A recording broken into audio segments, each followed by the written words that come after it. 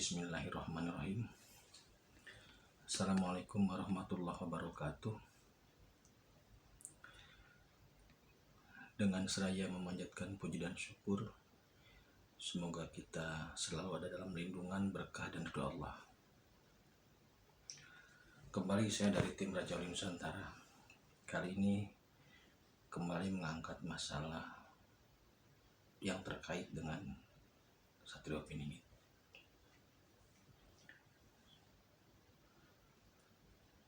Dalam setiap periode zaman, Allah Subhanahu wa Ta'ala itu menciptakan karya-karya agung. Karya-karya agung itu seperti masa kejayaan Nabi Sulaiman, masa kejayaan Nabi Yusuf,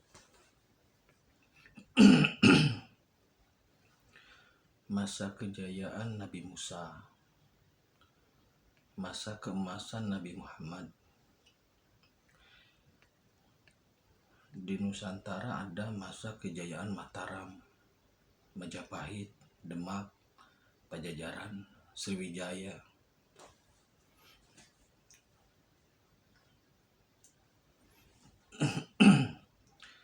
Nah, masa-masa kejayaan ini akan terus diulang, gitu loh.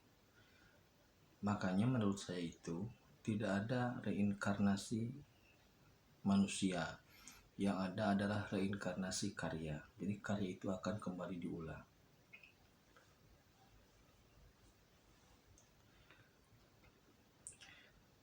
Nah, pada saat zaman kebangkitan agama Tauhid sekarang ini, karya besar Allah itu akan kembali diulang. Walaupun dengan pola yang berbeda, dengan karakteristik yang berbeda, tetapi memiliki esensi yang sama, yaitu menunjukkan kebesaran Allah kepada makhluknya.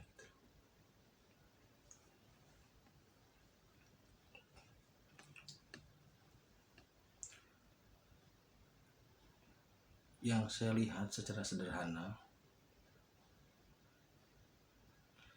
masyarakat saat ini memang sedang menunggu sosok, sedang menunggu figur yang bisa menjadikan penenang, yang bisa dijadikan panutan, sehingga bisa mengarahkan, sehingga bisa menuntun mereka ke jalan yang benar.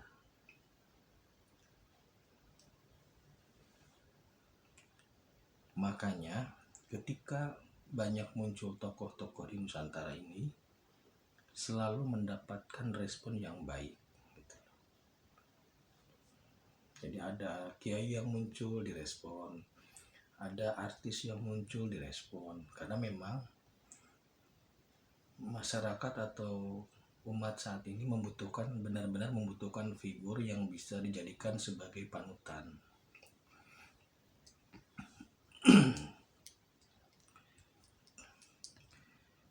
Salah satu sosok yang ditunggu memang sang satria ini.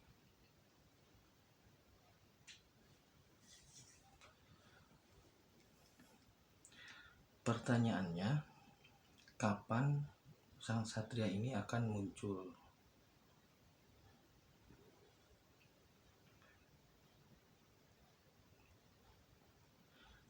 Sang satria ini saya berani memastikan, insya Allah berani memastikan, adalah sosok yang sangat soleh, kekasih Allah atau wakil Allah di muka bumi ini. Tetapi bukan nabi, bukan rasul. Nah, untuk menjelaskan, untuk menggambarkan kapan kemunculannya,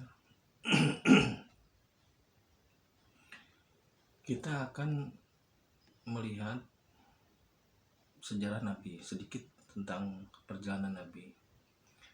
Nabi Muhammad itu hijrah itu pada usia 40.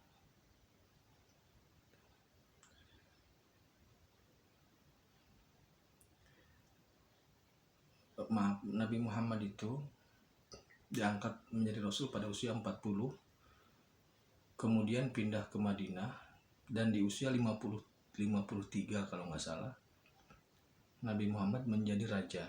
Jadi pada usia 40 menjadi rasul, pada usia 53-an, ya 53 ketika di Madinah dia menjadi raja. Jadi Nabi Muhammad itu raja, sebenarnya raja. Raja dalam artian ketatanegaraan.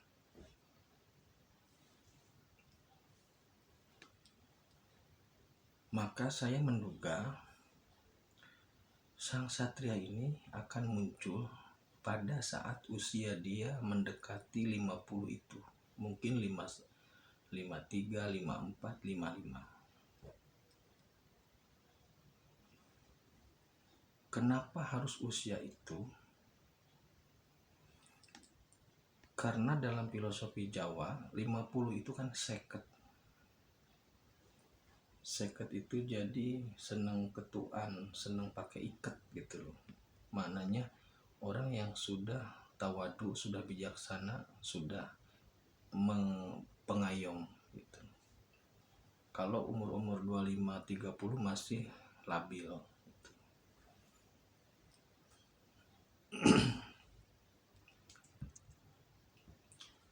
Nah, pada saat usia 50-an lebih itulah insya Allah dia akan memimpin umat. Kemudian pertanyaannya, sekarang usianya berapa?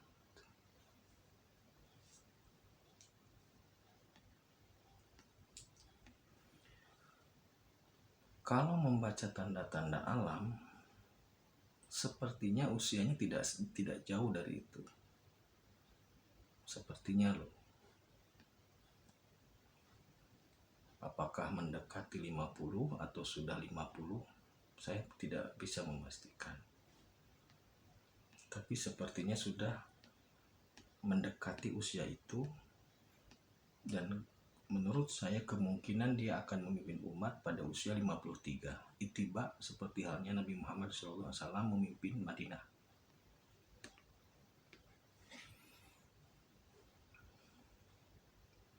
Nabi kan di Mekah, di Madinah kan dari usia 53. Jadi raja itu usia 53.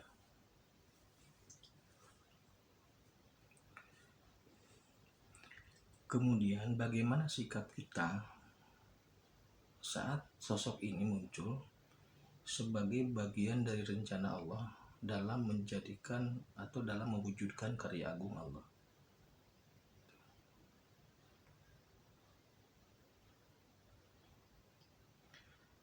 Pilihannya tidak banyak. Satu, menerima dan mengikuti. Dua, menerima tapi tidak mengikuti. Tiga, menolak dan menentang.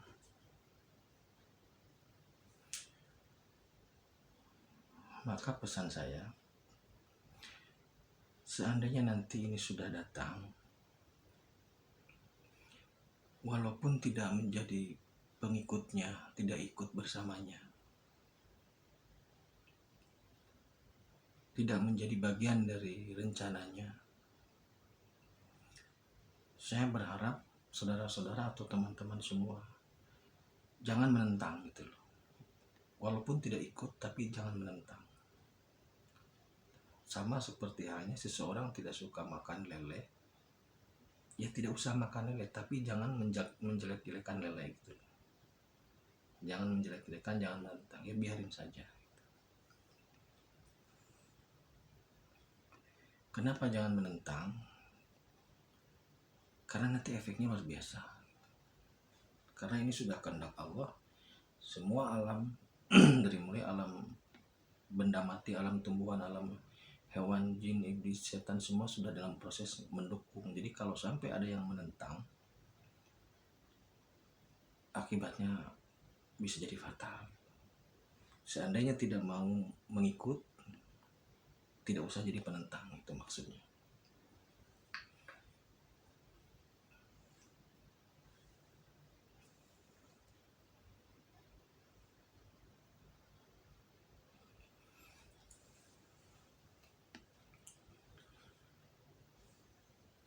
Nah, karya agung ini tetap saya tegaskan bahwasanya menegakkan agama tauhid supaya manusia beriman dan beramal soleh, menjadikan dunia seperti surga. Itulah karya agung Allah. Allah ingin membuktikan, Allah ingin memperlihatkan kebesarannya melalui karya agung ini. Makanya jangan menentang, kalaupun tidak menerima tidak masalah.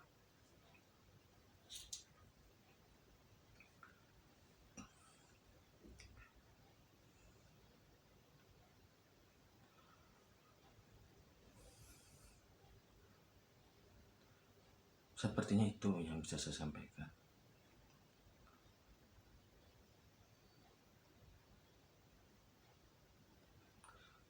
Oh iya, tambahan sedikit.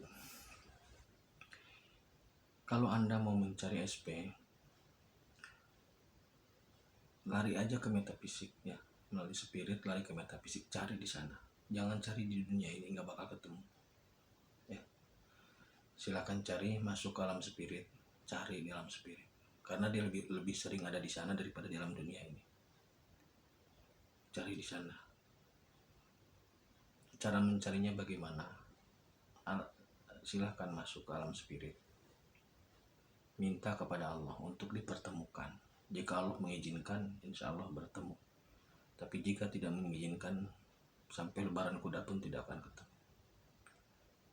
Kalau Anda mencari fisik di alam ini, peluangnya sangat kecil. Tanpa hidayah Allah pun nggak bisa. Tapi perbedaannya, kalau di alam fisik Anda harus pakai ongkos. Tapi kalau di alam spirit, Anda cukup berani saja. Berdoa, berani, tekad, niat, nekat, lari.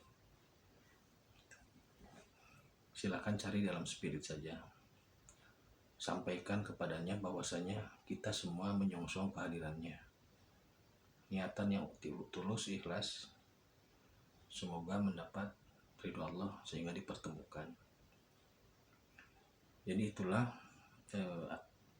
kesimpulannya, bahwasanya Satrio Piningit ini bertugas untuk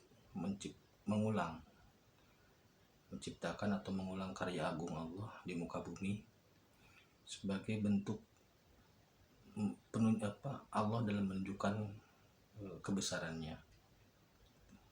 Semoga kita semua bisa menjadi bagian dari karya besar Allah ini. Terima kasih. Khairul kalam. Assalamualaikum warahmatullahi wabarakatuh.